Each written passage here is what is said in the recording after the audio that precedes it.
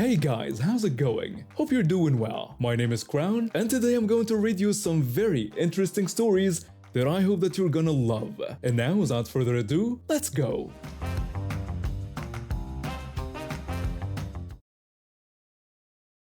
I work two jobs to make ends meet. One at a retail store during the day and another at a restaurant 3 nights a week. It's exhausting, but I've been saving up for this vacation for 8 months.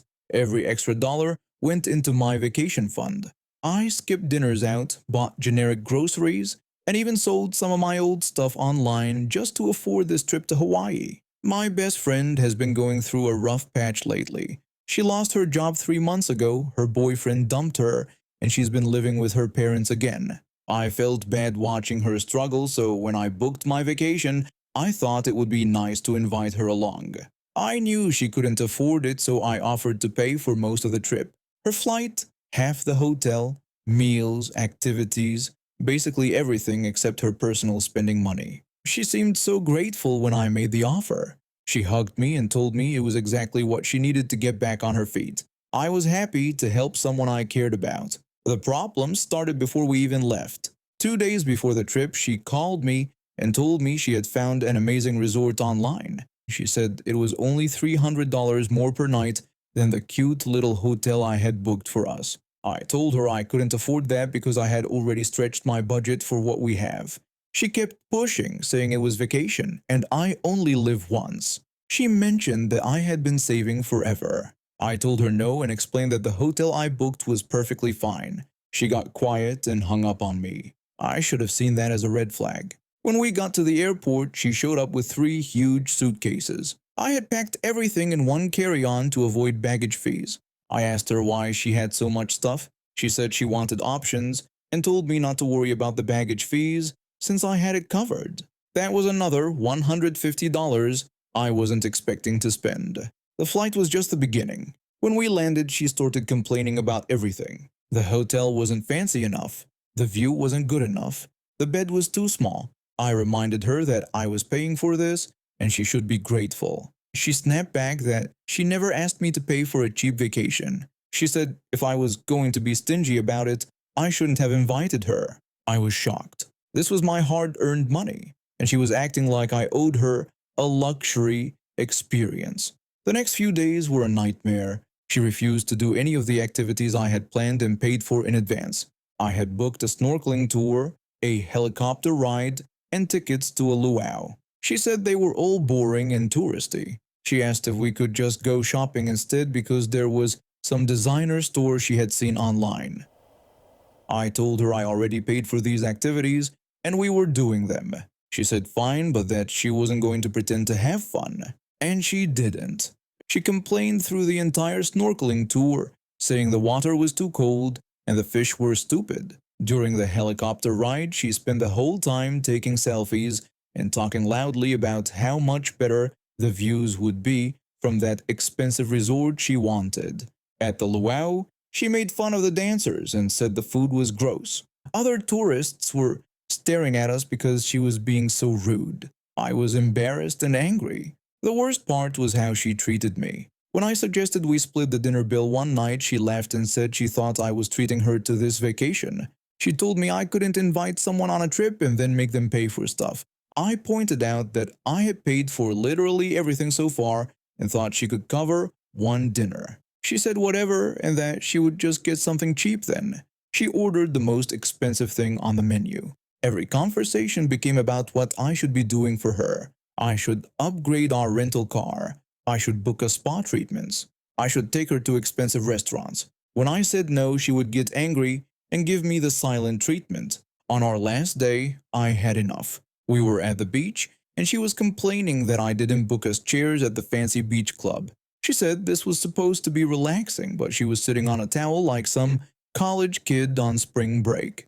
I told her I thought I was done with this conversation and done with this friendship. She asked what that was supposed to mean. I explained that I spent my savings to give her a nice vacation, and all she had done was complain and demand more. I pointed out that she hadn't said thank you once. She said she never asked me to bring her, and that I had offered. I told her it was because I thought she would be grateful and would appreciate the gesture. She said maybe I should have planned a better vacation if I wanted appreciation. That night, I went down to the hotel lobby and asked if I could change our flight seats. The desk clerk was super helpful. I moved myself to first class using some miles I had saved up and moved her to the last row, middle seat right next to the bathroom. The next morning at the airport, she saw her boarding pass and asked why she was in the back and where I was sitting. I told her I had upgraded myself and she could enjoy the flight back there. She said it was ridiculous and demanded I switch with her. I said no. She told me fine, but that she was never speaking to me again. I said that would be the best part of this whole trip. I settled into my first class seat with a free drink. I watched her walk to the back of the plane. The flight attendant mentioned there were 2 families with small children in that section. Perfect. My family didn't have much money growing up. My mom worked 2 jobs just to keep us afloat, and buying anything that wasn't absolutely necessary was out of the question. When I got my first real job after college, I promised myself that once I was financially stable, I'd treat myself to a few nice things. Not crazy expensive stuff, just quality pieces that would last and make me feel good about myself. Over the past few years, I've carefully saved up for 5 designer dresses. Each one took months of budgeting and planning. I research every purchase, wait for sales, and only buy pieces I absolutely love. These aren't impulse buys or status symbols, they're investments in clothes that make me feel confident and beautiful. I wear them to work events, nice dinners, and special occasions. I take meticulous care of them, getting them professionally cleaned and storing them properly. The problem started with my friend Karen. We met in college and stayed close after graduation. She's always been the type to make little digs about people's choices, but I thought it was just her sense of humor. Whenever she saw me in one of my nicer dresses, she'd make snide comments about how she couldn't understand spending that much money on fabric. She'd tell me she could never be that shallow about clothes. The worst was when we were at a group dinner last month and I mentioned getting a dress altered. Karen made a comment about how it must be nice to have so much money that I could just throw it around on unnecessary stuff. I usually just laugh these comments off, but they really bothered me. I work hard for my money and I don't spend it carelessly.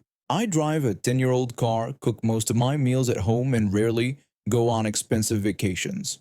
The few designer pieces I own are literally the only luxury items I buy for myself. What made it worse was that Karen regularly spends money on things I'd consider just as unnecessary. She gets her nails done every 2 weeks, buys expensive skincare products, and takes weekend trips to wineries with her boyfriend. But somehow my occasional dress purchase makes me materialistic and shallow. Last Tuesday, I got a text from her completely out of nowhere. She asked if she could borrow one of my designer dresses because she was going to her cousin's wedding that weekend.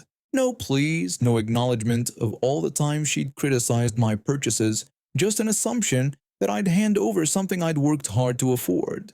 I stared at my phone. I texted back that I don't lend out my dresses because they're pretty delicate and I'm particular about how they're cared for.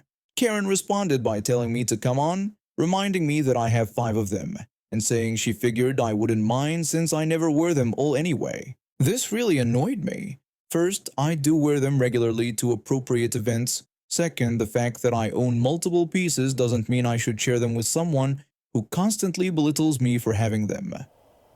I explained that I understood she needed something for the wedding, but I wasn't comfortable lending them out and suggested she could rent something instead. Karen then asked if I was serious and called me selfish and dramatic over a piece of fabric. She said it was just for one night. I told her it wasn't about the fabric, that these dresses were important to me, and I didn't feel comfortable lending them out, especially when she'd made it clear she thought they were a waste of money. She responded by saying she never thought I'd be this petty and that she was disappointed in me. She then went silent for a few hours, which should have been my first warning that this wasn't over. Later that evening, I started getting messages from our mutual friends. Sarah texted asking if I thought I was being a little harsh and saying it was just a dress.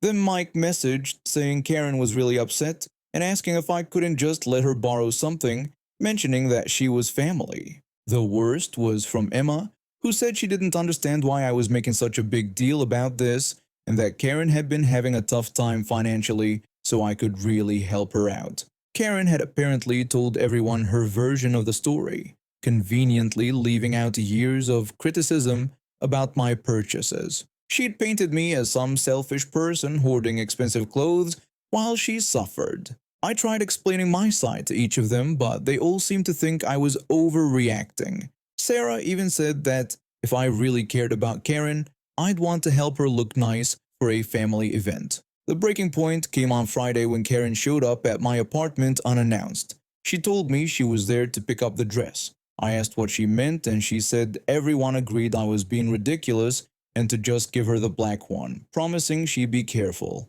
I told her I'd already said no and meant it, and that she couldn't just show up and demand my things. Karen said I was being a terrible friend and asked if this was how I treated her after everything we'd been through. I asked her how I was treating her, pointing out that she'd spent years making me feel bad about buying nice things for myself, and now she wanted to benefit from those same purchases. She claimed she never made me feel bad and just thought it was weird to spend so much on clothes when there were more important things. I asked her why she wanted to borrow something she thought was a waste of money. She didn't have an answer for that. Her face went red, and I could see her getting angrier. She told me to keep my precious dresses, but not to expect her to forget how selfish I was when she needed help. She walked out, slamming my door so hard that my neighbor came out to check if everything was okay. The next Monday, I found out that Karen had been telling people I'd called her poor and thrown my wealth in her face. She was making me sound like some awful person who looks down on others. Several mutual friends had started treating me differently, and I realized I needed to defend myself. I decided to share screenshots of our actual conversation with a few close friends, along with context about her years of criticism. I also pointed out that she could have rented a beautiful dress for less than $50 if she'd really needed something special. The response was immediate. People started realizing they'd only heard one side of the story. Emma apologized for pressuring me, and Sarah admitted she'd thought the whole situation seemed weird but hadn't wanted to get involved. Wednesday was when Mike told me what had happened at the wedding. Apparently, Karen had bought an expensive dress at the last minute, something that cost twice what a rental would have been. She posted photos all over social media, talking about treating herself and how important it was to feel beautiful at special events. Multiple people who'd heard her story about me commented on the irony. She was literally doing the same thing she'd criticized me for, but suddenly it was justified because it was her choice. Mike said the whole thing was awkward because she kept talking about how she deserved nice things too, but everyone remembered how she'd called me shallow for the same behavior. A few people from our friend group reached out to apologize for judging me without knowing the full story. They admitted they'd been uncomfortable with how quickly Karen had badmouthed me to everyone, but they hadn't wanted to get involved in drama. Karen hasn't spoken to me since that day at my apartment, and honestly, I'm okay with that. I realized that someone who would try to manipulate our entire friend group against me over a dress probably wasn't a great friend to begin with. The whole experience taught me that it's okay to set boundaries, even when other people don't understand them.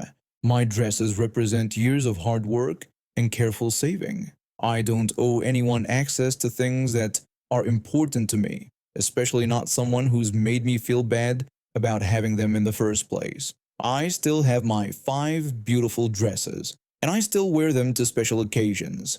The difference is that now I surround myself with people who respect my choices instead of constantly criticizing them. My husband and I have been married for 3 years now, and we've worked really hard to build our life together. We both have decent jobs and managed to buy a small house 2 years ago. It's nothing fancy, but it's ours, and we're proud of it. My mom and sister used to live in the family home where I grew up. When Dad passed away 5 years ago, Mom inherited the house, but she had always been into gambling, and after Dad died, it got way worse. She'd spend entire weekends at the casino, and my sister would join her most of the time. They both started drinking heavily too. I tried talking to them about it many times, but they just brushed me off. About 8 months ago, I got a frantic call from my sister. She was crying and could barely speak. She told me they had lost the house and that the bank was taking it next week. When I asked what she meant by losing the house, she explained that mom had taken out loans against it and they couldn't keep up with the payments. They had nowhere to go. I felt sick to my stomach. Our childhood home was gone because of their gambling and drinking. But what came next shocked me even more. My mom got on the phone and demanded that I let them move in with me because we were family. When I asked for how long, she said until they figured things out, maybe a year or so. They wanted to move into my small 2-bedroom house for a year. My husband and I had finally found peace after years of dealing with their drama. I told them I couldn't do that and that they needed to find their own place. Karen asked what kind of daughter I was, saying they had raised me and now I wouldn't help them when they needed it most. I offered to let them stay for 2 weeks maximum while they looked for an apartment, but that was it. Karen was outraged, asking if I was kidding about just 2 weeks. She said they needed time to save money and find something decent. My sister chimed in, saying we were family and that I had the space. I told them no, I didn't have the space. I also said honestly that I wasn't going to enable their gambling and drinking anymore. They both exploded at me, calling me selfish and ungrateful. My mom even said I owed them because they had paid for my college. The conversation ended with them hanging up on me. For the next few months, they'd call me every few weeks asking for money or begging to move in. I always said no. They found a small apartment eventually, but they kept asking me for help with rent and bills. I helped them a couple times, but then I found out they were still going to the casino regularly. My husband was supportive through all of this. He told me I was doing the right thing and that they needed to learn to take care of themselves. When I said I felt guilty sometimes, he reminded me that I couldn't save people who don't want to be saved. 3 weeks ago, things got weird. My sister started asking strange questions about our house. She asked if I still kept mom's old jewelry box in my bedroom. When I asked why, she said she was just wondering because mom had been asking about it. I told her it was in our closet and asked why mom was asking. My sister explained that mom thought some of the jewelry in there was actually hers from before dad died. This made no sense. When mom lost the house, she gave me the jewelry box and said it was mine now. It had belonged to my grandmother originally, and mom always said it would go to me someday. I reminded my sister that mom had given it to me when she moved out of the house and said it was mine.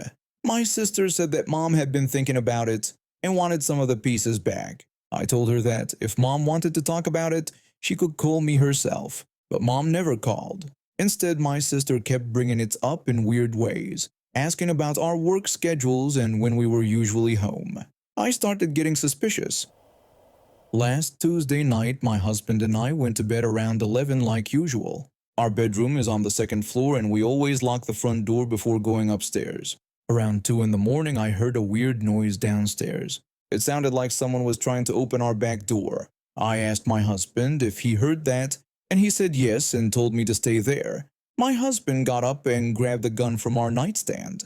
We'd bought it for home protection after there were some break-ins in our neighborhood last year. He moved toward the bedroom door to listen. Then we heard footsteps in our kitchen. Someone was definitely in our house. My heart was pounding so hard I thought it might wake up the whole neighborhood. My husband told me to call the police right now. I grabbed my phone and dialed while he crept toward the staircase. I could hear whispered voices downstairs and then footsteps coming up the stairs. My husband positioned himself at the top of the stairs and waited. The footsteps stopped right outside our bedroom door. Through the crack under the door, I could see shadows moving around. Then someone tried to turn our doorknob very slowly. My husband shouted for them to stop right there and that he had a gun pointed at the door. The movement stopped immediately.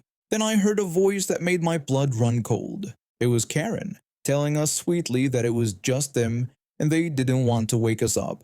My own mother and sister had broken into my house in the middle of the night. I asked them what they were doing there. My sister explained that they had just come to get some of the jewelry. She said they knew I wouldn't give it to them, so they thought they'd just take what belonged to mom anyway. My husband asked if they had broken into our house to steal from us. Karen insisted it wasn't stealing because some of that jewelry was hers to begin with. I reminded her that she had given it all to me and said it was mine now.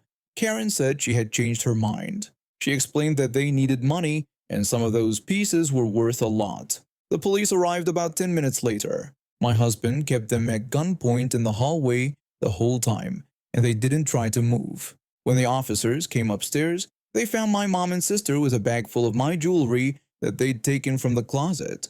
The police officer asked if we wanted to press charges. He explained that this was breaking and entering, burglary, and theft, and asked if they were family members. I told him that they were my mother and sister. The officer asked if we wanted to pursue charges. I looked at my husband and he nodded. These weren't desperate people making a mistake. They had planned this whole thing.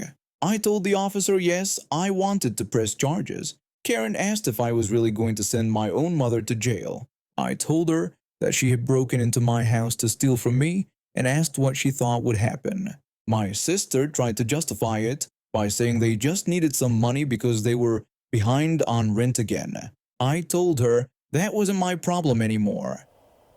They were both arrested that night. Karen got 6 months in jail, and my sister got 4 months because she had no prior record. They also have to pay restitution for the jewelry they took, which the police recovered. My husband and I changed all our locks the next day and installed a security system. We haven't heard from either of them since they got out of jail last month, and honestly, I'm fine with that. Some of our relatives think I was too harsh, but my husband reminds me that they made their choice when they decided to break into our home. I'm done feeling guilty about their problems. They burned that bridge when they tried to rob us in our sleep. I'm 24 and I've been working at this big hardware store in the Midwest for 6 long years. You know, the one where you save big money. I started there right out of high school because I needed a job while going to community college for graphic design. What was supposed to be a temporary gig turned into 6 years of my life because bills don't pay themselves. I worked in the flooring department, which meant I spent my days cutting carpet, vinyl, and helping customers figure out how much flooring they needed for their projects. The job wasn't terrible, but the management was a revolving door. I watched at least a dozen managers come and go through our department alone. Most of them had no clue about flooring and would disappear after a few months when they realized how demanding the customers could be. The worst part of the job was dealing with certain customers. There's always that one guy who thinks retail workers are beneath him, and in our case, that guy was this local landlord. I won't use his real name, but let's just say he was everything you'd expect from a slumlord. He owned about half the apartment complexes in our area and treated everyone like garbage.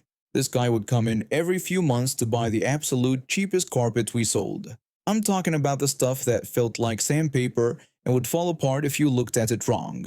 He'd order massive quantities, sometimes 15 to 20 rolls at a time for his rental properties. The carpet came in 12-foot wide rolls, and customers could buy whatever length they needed. So he'd want everything from 12 by 9 feet up to 12 by 13 feet depending on the room sizes in his apartments.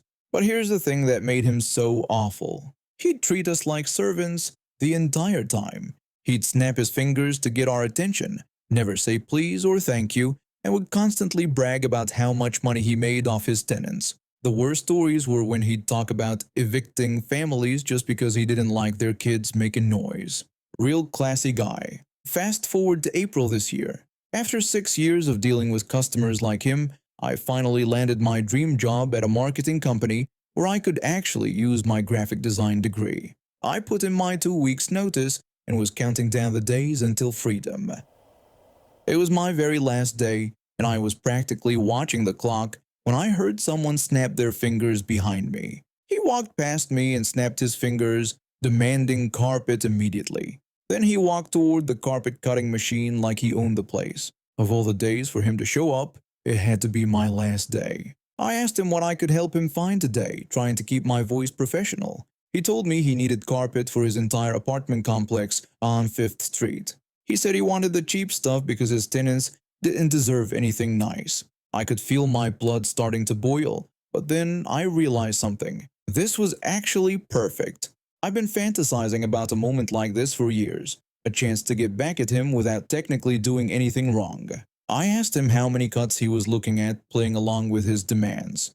He said about 15 rolls, all different sizes. He handed me a crumpled piece of paper with room dimensions scrawled on it. Everything ranged from 12 by 9 feet to 12 by 13 feet. While I was looking at the list, he started his usual routine.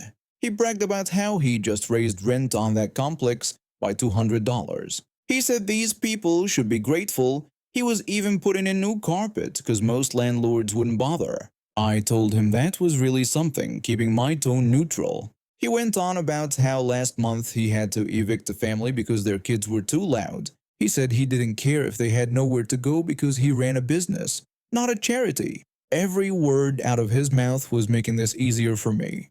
I led him over to the cheapest carpet we had in stock, the stuff that was basically one step up from cardboard. He said it was perfect because these tenants would destroy anything decent anyway. I started cutting his carpet, working faster than I'd ever worked before. But here's where my plan kicked in. Normally, when cutting multiple pieces, I'd roll each piece tightly and label it clearly with the dimensions. It's basic customer service, helps them know which piece goes where when they get home. But today was different. Today I rolled every single piece loosely so they all looked roughly the same size. And this was the beautiful part, I didn't put a single label on any of them. I told him I had all 15 pieces cut and ready to go and offered to help him load them.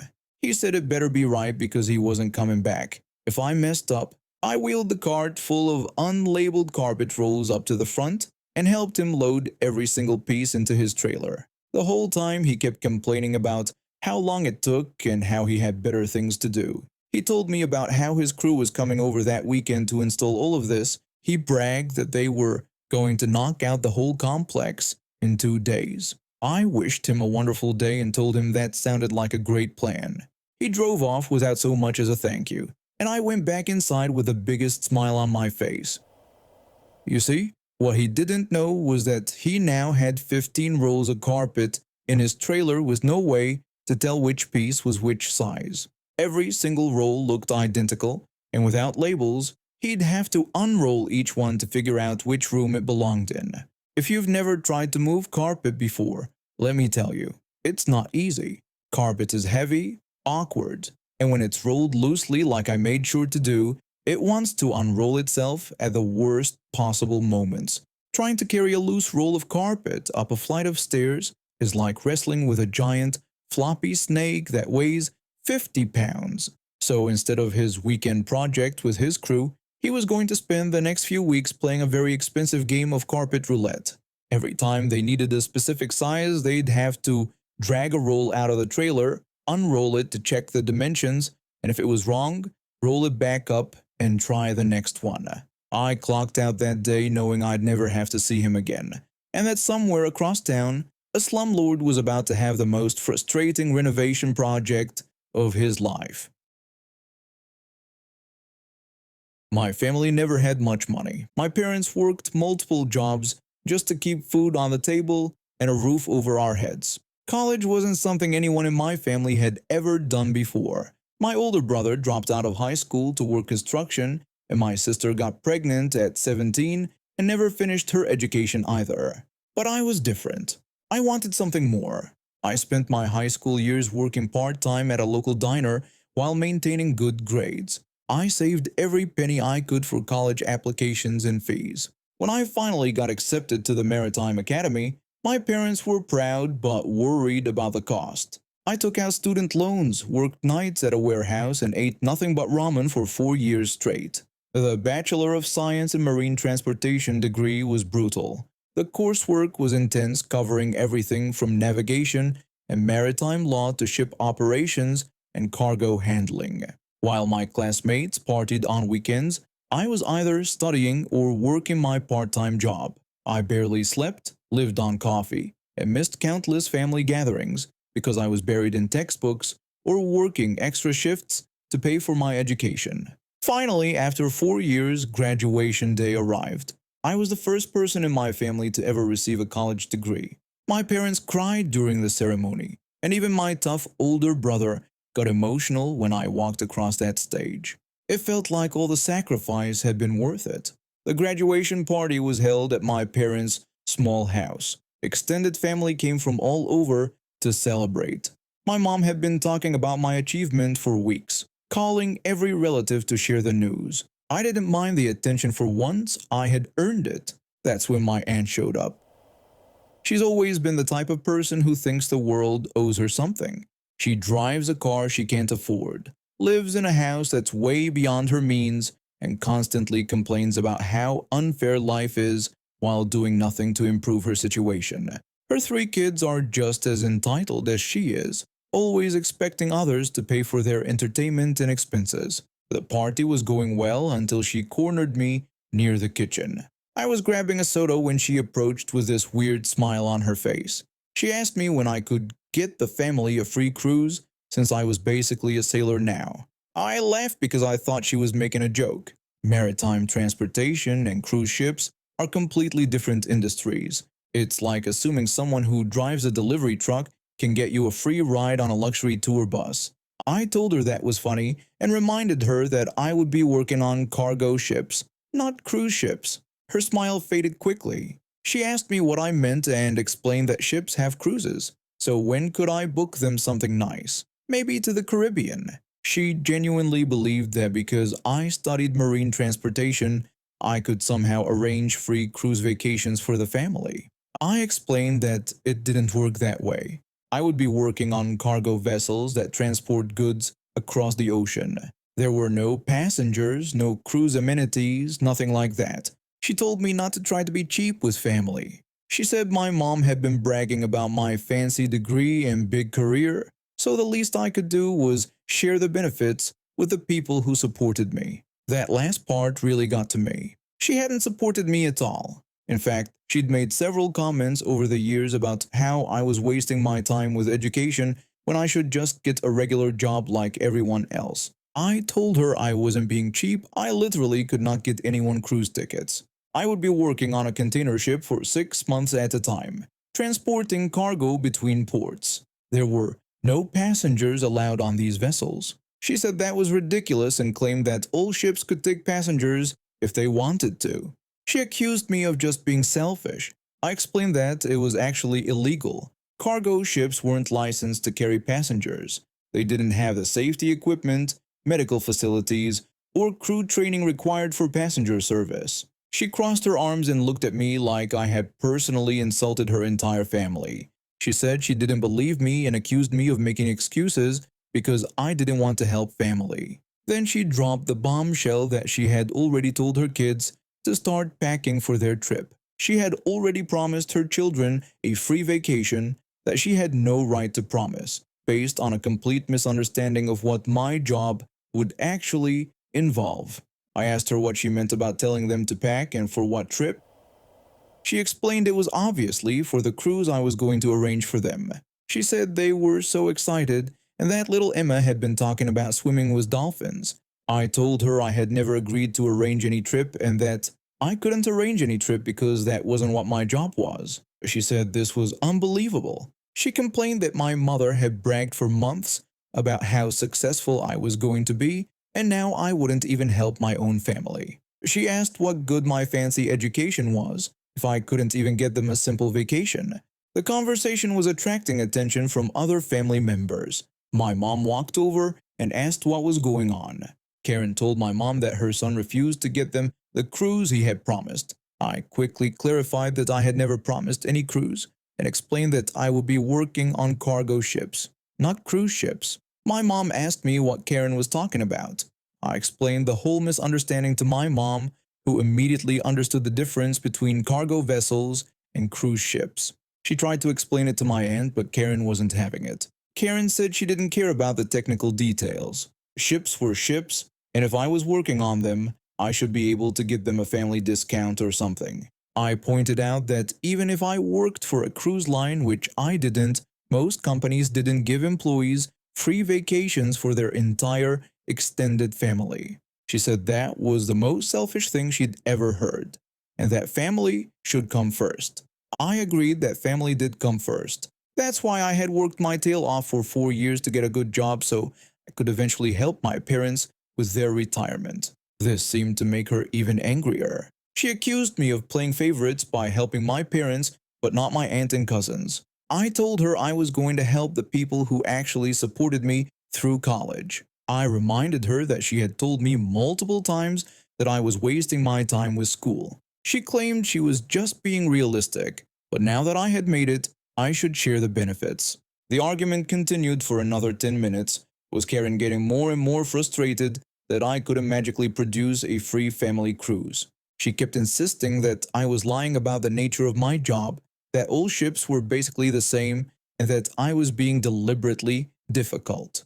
Finally, I'd had enough. I told her I would be spending 6 months at a time on a cargo vessel in the middle of the ocean. No ports of call, no passengers, no amenities. I would be working 12-hour shifts in harsh conditions, eating cafeteria food, and sharing a tiny cabin with another crew member. I asked her if that sounded like something she'd want to experience.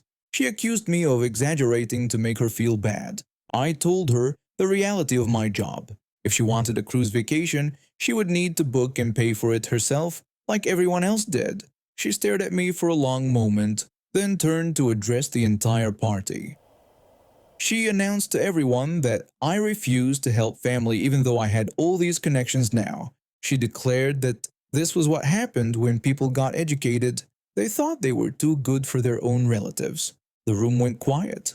My mom looked embarrassed, and my dad looked angry. He told her that was enough and reminded everyone that this was supposed to be a celebration. She said fine and told me not to expect her to congratulate me on anything if I wouldn't even help my own family.